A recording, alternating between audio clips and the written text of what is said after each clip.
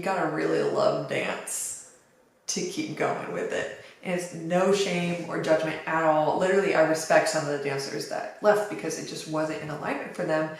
And so I respect that.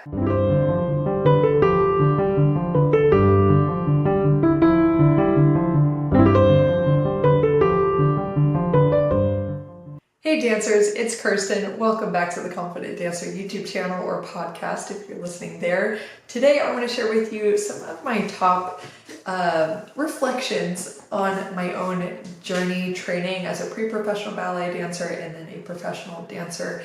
And specifically, I'm going to share some of my best decisions and top regrets from my journey, just because I think it's really helpful to reflect not only personally on our own journeys and for the sake of learning and making more empowered choices going forward, but I also like to share this publicly because hopefully it can help you to ask better questions of yourself and think, okay, how do I want to shape my own path going forward? So anyway, let's get into it. We will start with the best decisions I made. Okay.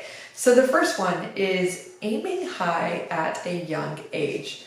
I am personally so grateful that I didn't have Instagram until I was in my late teenage years. And even then, I didn't really use it until my early 20s.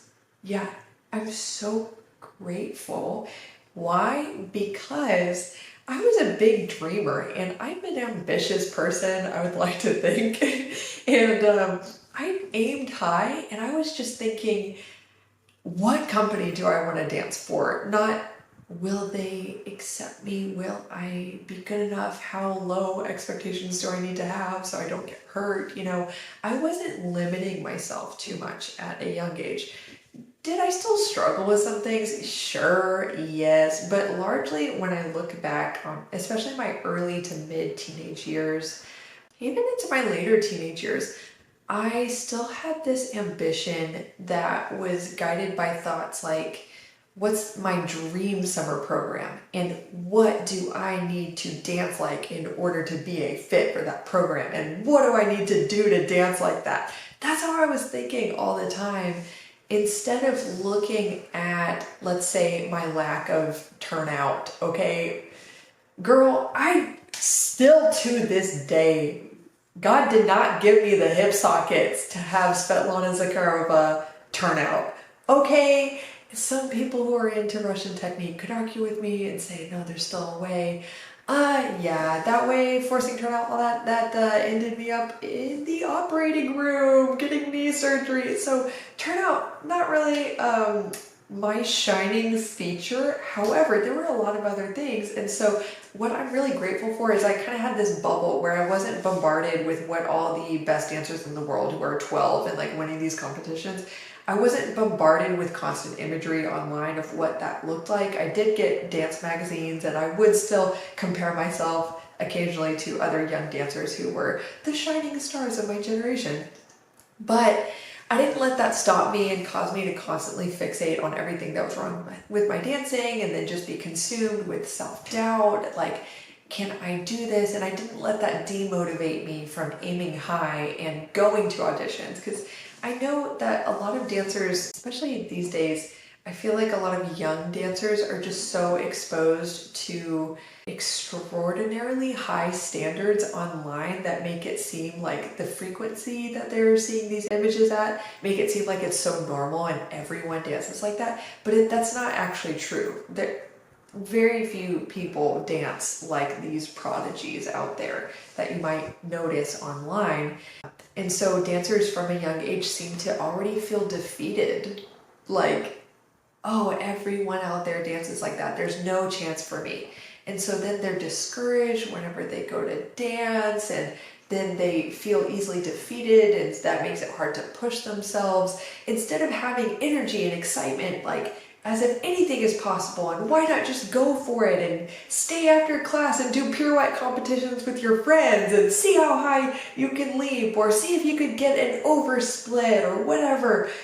That's the energy I had as a young dancer, and I am so thankful looking back that I had that. And every now and then I actually think as an adult, you know what? I'm gonna get in touch with that little Kirsten inside and bring her out because she has some great energy. And as an adult, the more I've seen, the more I've noticed it's easy for me to be affected by lines of thought that's like, well, I want to be realistic. Oh, I can't do that. So I'm gonna maybe not try. That wouldn't be worth my time. Little Kirsten was like, let's go to the SAB audition and let's go to the PNB audition and then the San Francisco Ballet audition and Houston Ballet and I want to get in and and I kept trying and I'm so grateful for that. So I want to share that to just give you permission, hopefully, to go for it like that because you guys, I don't think I was very naturally talented. I'm not. I don't think I am. A lot of my dancing, I think, was just formed by devotion and a lot of passion and the privilege of being exposed to good teaching through seeking it out. Because I also didn't grow up at a high caliber school. I grew up at a very small recreational dance school in South Texas, where again, most dancers were recreational. So the quality was reflected and the teaching reflected the overall goals of the main population, which was not me. I was trying to be a professional. Now I'm super grateful my teachers knew my goals and they really did help me. They helped me double up on classes and they gave me good opportunities. So I'm super grateful for that. I don't want to make it seem like, oh, boo, feel sorry for me. Like, don't. There was definitely a good side to it, absolutely. Because it gave me this little bubble to like just exercise my passion for dance and to dream and to not be exposed to super high standards too early to where I got defeated. So anyway, I'd say just dreaming and going for things full out with belief got me so far. And I wish that for everybody. And even if that hasn't been your experience, I hope that you'll experiment with that attitude of, what if I could? Where do I want to dance? And ask questions and go for it. Ask how can I questions, not what can I reasonably expect. You gotta aim high, dream big, and try hard. If you want your dreams to come true, then dreams do come true if you engage with the process required. So I love the quote, we reach for the highest branch we can see. So keep your aim high, reach for it, okay? That is my recommendation from at least my personal experience. The second decision that I made that I'm so grateful I did is listening to my desires as a whole person and choosing to go to a university rather than going straight into a company right away just because that would be the expected thing to do. So I trained at the Houston Ballet Academy pre-professionally. I went through the top levels of their program at the end of high school. It is the implied expectation or assumption that dancers who go to those kinds of programs are naturally, like the goal is to prepare you to go into a good company right out of that program. That's totally fine. There's nothing wrong with that. That was my goal going into the program, but I'm so grateful that I listened to that internal nudge I was getting to explore the other sides of myself after that experience at Houston Ballet that were more than just I'm a dancer and I dance. So what that ended up looking like for me is at the time that I was in my second year, in my last year, I was only there 2 years, at the academy, I started to just feel this deep craving to talk about and think about more than ballet. I still absolutely love to dance, and even the hardships of my experience there never killed my love for dance. I'm so grateful for that because I know for a lot of dancers it did. It's a very hard program, and I can't speak to how it is now, but for example, I think my level 8, I know they relabeled the levels there, but level 8 used to be the top level in the academy, and in my level 8 year, I think my class started with 18 or 19 dancers, and we ended with 13 or less. Something like that. And a lot of them quit. Okay, that's how it was. All right. It was hard. And so it really tested that you gotta really love dance to keep going with it. And it's no shame or judgment at all. Literally, I respect some of the dancers that left because it just wasn't in alignment for them. And so I respect that. I respect that. No shade at all. Not everything is a fit for everybody at every moment. And we should make no moral judgment of that. But anyway, I'm really grateful that even though the goal of the program was to prepare dancers for a professional company right away, I was really feeling like I just want to explore something else. I love dance, but I want something new, something fresh. Like I need a little break from this all ballet all the time in order for my love to continue to be fresh and cultivated for dance. So I was on Christmas break or winter break with my family, and it was over New Year's. We took a little family trip. I just decided, you know what, I'm gonna go for it and see what happens. Applied for 2 colleges, got into both. Both were great. It was Indiana University and the University of Utah. And I ended up getting a great scholarship to the University of Utah, so decided to go. And it was kind of all on a whim a little bit. And it was one of the best decisions I made. So if I may share my reflection and learning from this experience is that it is okay to go off of the written path that you feel is expected of you. Like in order to honor what's best for you at a certain time, okay? Because I call it the conveyor belt existence. Like almost like we're all on this conveyor belt, and if you start here, then what's expected of you is to go here, and then naturally everyone else or everyone on that path should go here, and this is what it should look like. But that is a completely false, arbitrary construct that does not honor people's individual and unique, purposeful life paths, okay? It was such a positive part of my experience to go to college, and I still made the experience my own. I graduated a year early and ended up still being able to dance professionally after that. And at that point, I was really ready. And I was so much more of like a whole person that had gotten to know the different sides of myself. My entire identity wasn't as wrapped up in ballet as it used to be. And that helped me to be like, you know what, this is my dream and this is what I want to do. It's what I choose to do. It is not all of who I am. I got to experience in college that there's more to me than just dancing. And for me, that was so intellectually, personally, even spiritually fulfilling for me. And I really believe it made me into a better artist. It really, really did. I saw differences in my dancing from before and after college. And I think it was because I honored my personal path and what was going on the inside for me. And I didn't just think, what do I need to do for ballet to be successful, according to what other people think. So super glad I did that. And I hope that reflection inspires you to honor your own unique path. The next thing is I'm so glad I made the decision at various points in my journey to ask for help. It is so easy as a dancer to just be afraid to ask questions in case you sound stupid, like you don't know the answer. Or there's such pride, I find, culturally in like figuring things out on your own. Instead of being collaborative and letting people mentor you, letting people help you. And so whether it was asking a teacher for a recommendation letter or asking them for a meeting to help me look at my list of companies I was thinking of auditioning for, and I asked them, do you know anyone in these companies? What do you think of this list? Are there any I should add, any I should take away? What do you know from your professional contacts and experience? That literally changed my life. The company I ended up auditioning for was not on my list. It only got on my list because I called a meeting with 2 of my professors at the University of Utah, and they were so kind to meet with me outside of class, look at my list, and give me feedback and ideas about where else I can audition. It literally changed my life path. It was incredible. So don't be afraid to let your teachers, the ones that care about you and they know that they care about you, go up to them and express your goals.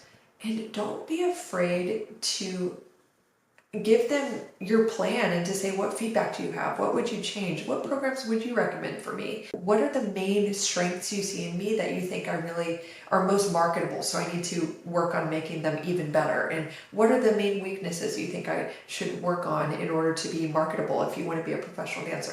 Whatever your goals are, ask people, and it gives people the opportunity to buy into your journey and to help you and to advocate for you. That is so powerful. You'd be shocked how, some teachers, they won't go above and beyond. Okay? There was one teacher that I really thought, oh my gosh, that she really likes me. She'll be there for me. She was basically like, I don't have time to write a letter of recommendation. I was like, okay, all right.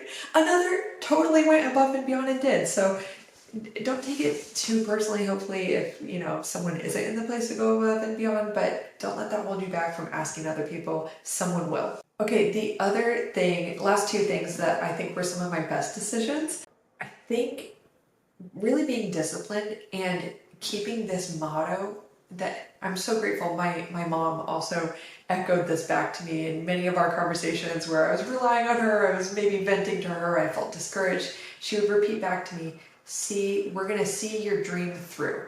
And that I could just cry thinking about it because it was so sweet to have that support. And I'm so grateful. I know I'm so blessed that I had that familial support. Not everyone has that, so I really understand. But I felt really guided in moments where I was tired and I wanted to do less. I wanted to give up. I wanted to take the easy route, which there were many times I did. I wasn't always pushing myself to my full potential, but most of the time I did have this mind to think, okay, where do I want to go? And I'm going to push myself at that level. I'm not just going to obey my comfort zone now. I'm not just going to do the bare minimum now. I'm going to think of where I want to go and push myself to dance at that level before I'm there. And I kept repeating to myself, see your dream through. And that to me really reminded me to give the dream my all, to give myself a chance to go for it. Whatever would come was going to come. And I knew I could eventually accept that, even if it wasn't what I dreamed of. But at least I could sleep at night knowing I saw it through and I gave the dream my devotion and my respect. Obviously, that comes with boundaries. That doesn't mean run yourself into the ground. Definitely not. I did that at times and I don't condone it. In fact, that's one of my regrets that I'm sure I'll talk about. But giving the dream my devotion, even when it was uncomfortable in the moment. No regrets on that one. The last two things. Number one is I'm really grateful I decided to honor my personality and bring my personality into my dancing. That ended up being something I learned to cherish as one of my strengths. And I understand that in sharing yourself personally through your dancing, there is great joy and great results that can come from that. And it also makes it more vulnerable if someone doesn't like your dancing and you're like, I poured myself into that. Ouch. It happens, okay? But I also learned to accept that I'm not for everyone and that's okay. And it's all right. But learning to get to know myself and bring my personality traits like my joy and my enthusiasm and my ambition and my thoughtfulness and my devotion, all these things, my critical thinking. I kind of own that I'm in my head, but in a good way. Sometimes in a bad way, okay? Sometimes definitely in a bad way. I think too much. I overthink. I can be perfectionistic, yes.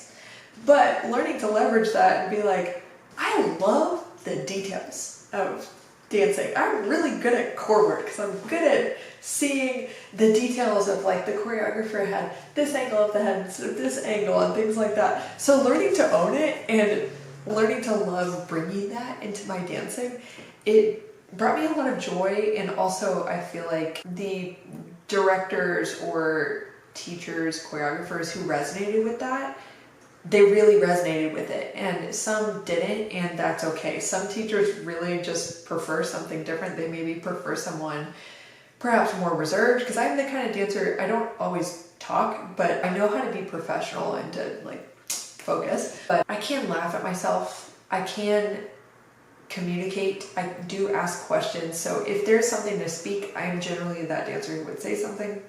It's not for everyone. I understand. So just kind of letting the people that it's not for go and accepting that helped. But no regrets on that. Then lastly, learning to laugh at myself and also question ways of thinking that I saw around me. That was really, really helpful. So learning to laugh at myself, I'm so grateful I made that decision to stand by that and to do it. And also positive self-talk. That's another great decision I made that I'm so grateful I did. In college, I learned about positive self-talk from these sports psychology interns that came and talked at they gave like a little guest lecture at one of my classes, which is so cool, by the way, that I get to do lectures like that with university students now. Very full circle moment, because that actually changed my life. It was an extremely simple lecture. They just talked about the research behind positive self-talk and how it's helpful and how to use it. And I totally took it and just ran with it. It was so helpful, and I think it really did change my life and set a precedent for how much I value the role of mentality in your well-being and your success. And then also, like I said, I learned to question lines of thought that I saw in myself and around me that I saw as unhelpful. I'm really grateful that I chose to be contemplative and reflective, and also recognizing that I don't have to just think whatever is normal. Like, if what's normal in my environment is to self-deprecate, I don't have to do that. If I don't like how a teacher delivered a certain comment, I can use critical thinking to decide what I want to keep and decide what I want to let go out of what they said. That's a practice. And I'm so grateful I made the decision to invest my time and energy into doing that. Okay, now it's time for the regrets. Now, I feel like sometimes it's easy to have pride around having no regrets. The older I've gotten, the more I'm like, it's okay to have sensible reflections on things that if you could go back, you would have done differently. It's fair to label that as a regret. Now, if you're living with this constant emotional burden of regret, that's not healthy, but it's fair to say, I would have done this differently. I regret that somewhat. Okay, I can learn from it and now share that with other people or live a better life going forward using what I learned from these choices that I would not make again. But some people I've witnessed have this pride around like, I don't have any regrets. Maybe that's true for them, but also I'm like, everyone makes stupid decisions. Everyone messes up. That's normal. You don't have to carry extreme, like, an emotional burden or judgment for yourself about it. Like, that, again, that's not healthy, but some people, again, the whole, like, I have no regrets. Sometimes I'm like, well, have you reflected on your experience? Interesting. Whatever. I can't speak for everyone. That's just a personal reflection I've had from a few, or I've noticed from a few teachers I've had. And yeah, anyway. Sometimes I wonder how much pride is wrapped up in that, but that's not what this video is about. I just filmed another video about reflections of how to identify toxic or abusive ballet teachers, so it was kind of on my mind. Anyway, my personal regrets. Number one, not celebrating my talent fully and enjoying it. Okay. I look back now on videos of me dancing and I'm like, wow, I was good. But I know for a fact that I watched that video right after I filmed it and saw everything that was wrong with it. And I know that focusing a lot on my flaws and mistakes and the things that I wasn't doing well yet, I know I sometimes let that outweigh my view of all the really beautiful dancing I did as a result of my really, really, really, really hard work and sacrifice. And I think so many dancers like myself, sadly, look back on those days when I was at my prime and I realized I didn't enjoy it as if it were my prime because I was thinking, this needs to be better and that needs to be better and that needs to be better. What a travesty now, because I'm not currently at my prime. I'm not dancing full time. It's not the main focus of my life. So I'm not dancing like that. and to know that I enjoy my pretty mediocre dancing right now. For me, I enjoy it so much, and I think, man, how much more could I have enjoyed the beautiful talent that I cultivated back in those days. Wow, I say it this way, I left a lot of joy on the table, I think, and enjoyment of my skill, and I think that would have made me an even more radiant artist to have that confidence and enjoyment and acknowledgement of my own skill. It doesn't at all mean I would have been arrogant, not at all. There's a huge difference between arrogance, like thinking that you are better than everyone, you're perfect, can do no wrong, all that in a bag of chips. That's so different from humbly being able to give yourself a pat on the back and be like, I'm proud of you. You've grown. Look at that. That's awesome. That self-support and celebration. Like, I could actually cry about it. I get so sentimental about it. And that's why I don't take my journey for granted now. And I don't take my wins for granted now. And I'm really strict about not talking trash about myself or my dancing. Every now and then, I'll say something that might sound like it's self-deprecating, but it's not. I'm honestly, to me, just giving myself feedback or being honest about something I could have done differently. But I just want other dancers to take that away as well. Don't leave joy on the table. Enjoy what you're able to do now, because one day you're not going to be able to dance like that. And that's okay, because life will be full of other things. But you're probably going to wish you enjoyed what you could do back then. So just enjoy now. Another big regret was actually holding back and being timid because I was too afraid to be seen making a mistake. Oh, that frustrates me sometimes when I think about it, because I physically know what it felt like to look at the choreographer or director I was trying to impress to get a job at his company.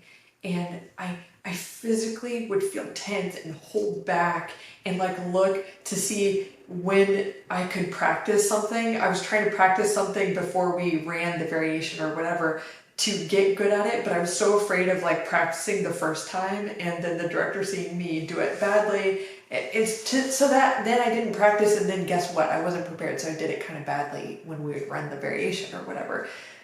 I totally get where that's coming from. Oh, and so many dancers I coach experience the same thing, which is why I help a lot of dancers overcome the mental blocks around what's causing them to hold back, to shrink, stand in the back, not want to be seen, clam up and freeze under pressure, things like that. I personally know how much that impacts not only your progress, but your literal career outcomes. Do you think people are going to be able to see you and be like, wow, I want this dancer in my piece or my company? If you're holding back, only wanting to be seen doing everything perfectly? No. If you have that mentality, you're not going to give your movements your all, and that's really what's the most beautiful thing to see, is a dancer fully devoting themselves to the movement, even when there are imperfections in that. What I didn't realize is that people can see your potential to do better when you're going for it, even if it's messy. And you going for it actually shows you off so much better than being tense and only trying to do things perfectly and with control. And your body language is probably small. The body language reads I'm scared, I can't do this, I don't trust myself. And so then they pick up on that and they're like, maybe they can't do this. So I didn't understand that principle back then, and it would have changed my life if I did. So you live and you learn, and now you get to learn from my living. And actually, yeah, I think I only had 3 main regrets, and those were the big ones. I just wrapped the second and third ones together. I didn't recognize that confidence is infectious. So I was trying to do everything right, basically, and that ended up holding me back. So, well, actually, I could add on the bonus. Y'all have probably heard me talk about this before, that I pushed myself physically too far through an injury out of fear, and I ended up securing the very outcome that I feared the most, which was not being able to continue dancing professionally. Now, thank God, I now am able to perform professionally on a freelance basis when I want to. That's really cool. So all is not lost, but I was quite selfish with my body. I pushed myself way too far, even past the point of all my pain signals being like, stop, you need a break, because I was scared.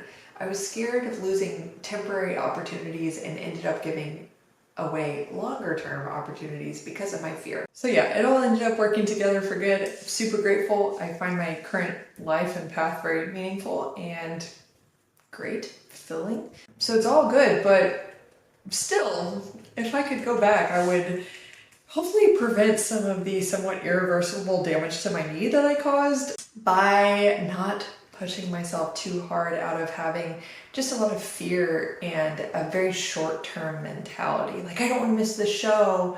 Meanwhile, how many other shows would I miss out on because I made this knee injury pretty bad? So would not recommend that. Think more long-term and remember that sometimes it's most important to face your momentary fears so that your bigger fears in life don't come true. But even just to know we all make mistakes and that redemption is possible. And even though my path changed, I wasn't able to continue dancing professionally full-time in a medium-ish, medium kind of sized company. That's okay.